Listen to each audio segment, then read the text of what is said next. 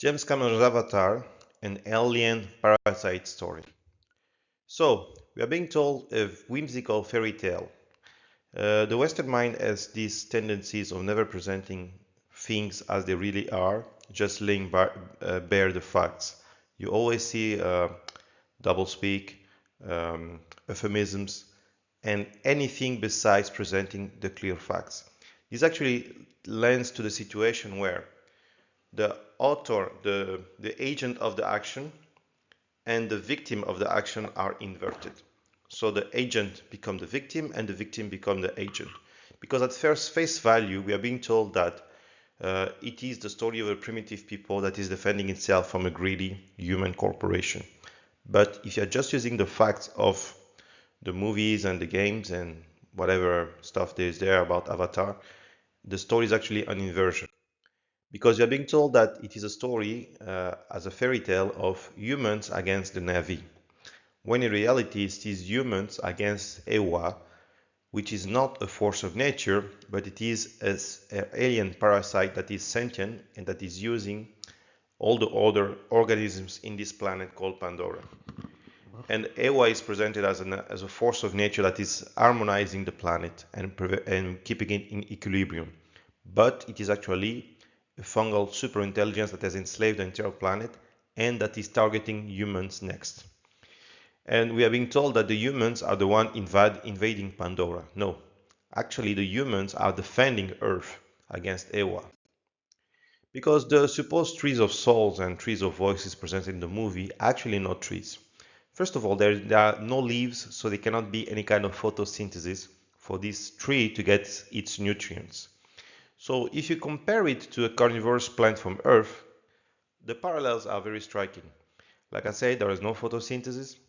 There is the source of nutrients are dead animals on Pandora, also dead animals for carnivorous plants. The bait for the Pandora trees are psychological comfort, so either the afterlife or the memories of the past. On Earth, it is color, fake nectar, and sugar substances to bring in flies, especially. The feeding cycle of the Earth carnivorous plant, of course, is random, depends on chance. But on Pandora, so the trees has injected memories into the Na'vi to make them believe that they need to bring their dead bodies to the trees to be sent to the quote-unquote afterlife, as you can see in the image below, where they bury one of the characters in the way of water. They put it on the root of the trees and the body is absorbed by these shiny tentacles. No, this is not a ritual. This tree is actually eating this body. Okay, the location, both on Earth and in Pandora, these carnivorous trees are aquatic and on dry land. So it is an animal, a tree, quote unquote, that is carnivorous and that is feeding itself on the dead body of animals. And to attract these animals, it uses brain stimulation. So let's go. This fungal parasite is actually sentient. And the proof is quite simple. It is capable of, first of all, it is capable of direct communication with all living beings, individually through the soul of trees and the parasite that is inside each animal in Pandora. It is sentient, it can react to circumstances, like for example when the RDA attacks the tree responds. Right? The Pandora, the parasite mobilizes the animals to respond. It is trying to save, quote unquote, the humans that it needs. It understands parasocial communication and use it. For example, it performs things, acts that will be interpreted as miracles by the Na'vi. For example, when Jack Sully is surrounded by those lullabies or whatever, it creates the illusion of afterlife that knows it to be appealing to the Na'vi, and it provides clear instructions. So if you put the levels of communication of this fungal parasite, you can see it's able to exert direct control, like when you have the Na'vi riders connecting with the beasts, when Kiri and Varang use their kuru, whatever, to subdue enemies, to do direct brain attacks. It uses unconscious means such as pheromones, subconscious means, like when Jack Sully has quote unquote depression. is it really depression or is it the parasite manipulating his brain and feeding on his emotion to get it to bend to his will? Conscious. So the conscious instruction that they receive is, for example, these laws of Ewa that you should not build stone buildings, no wheels, no iron tools. This is a clear and direct instruction told to the navies. Then you have the parasocial communication, which has all this ceremony and mythology about it. So this entity, this parasite, is not native to Pandora. And the reasons are very simple. First of all, this parasite is not able to get nutrients by itself. So it needs nutrients from the biosphere from Pandora. This parasite is too good at connecting with any kind of living organism. Not only was it able to connect to all the organisms on Pandora, but it's also able to connect to completely alien organisms such as humans, right? So it cannot be native to this planet. It's probably coming from outer space. So it is a case of panspermia. Because how could such organism co-develop with the fauna and flora of Pandora? It's not really probable. Another proof is that this organism, this EWA entity, knows that technology is dangerous not to the Navi but to itself. Because if the Navi get technology, they can free themselves from this EWA stuff.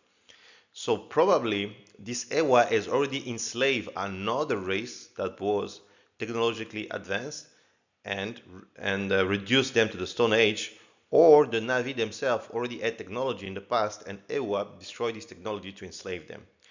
So for example, when you have the moment that Jake Sully has this mind transfer to his new body, the entire planet should have been in quarantine. Because if this entity is capable of transferring the memories from the human body to this Navi body, it can also write instructions, memories, feelings into the human body. So it can mind control people. So what is this entity looking for? This entity is trying to survive in tree plants. Of course, biologically, it's trying to get nutrients, but most importantly, it's trying to to survive as a sentient entity, because the fungus is not optimized to have a proper brain. So what it's doing, it is getting the brains of the navies, because you see, every time the parasite need to do something that is complex, it needs all the navies to be connected and to do a ceremony. It's not actually a ceremony. It's connected to their brains and using their brain powers to do the computation necessary, for example, to do the mind swap.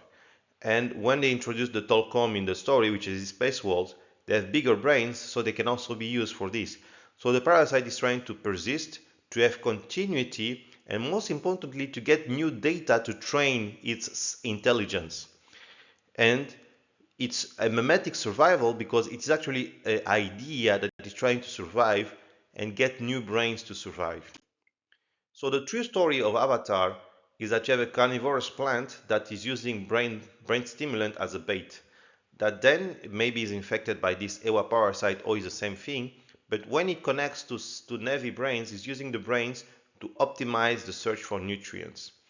And then this, as the number of brains connected to EWA increases, EWA gets to the level of intelligence sufficient to be sentient, especially when it infects the Tolkien. Now, when the humans arrive on Earth, on Pandora, EWA gets excited because each human brain has more information and more complex information that EWA has. And of course, the internet and Earth itself is a source of more information. So now EWA will try to infect the humans and get to Earth. Am I missing the point? Yes, but I think what is most important is that why should I only believe to what people tell me and not to what I see based on the facts that I'm being shown? Well, to finish, humanity first. Quaritch has done nothing wrong. His plan is solid because the Na'vi does not need Ewa to survive. The Ash people prove it. The Quaritch is actually trying to help the Ash people to free themselves and to fight against an entire planet. If the story was rational, what will happen is that the humans will try to biohack Ewa to get it under control or to develop medicine to free the Na'vi from EWA control.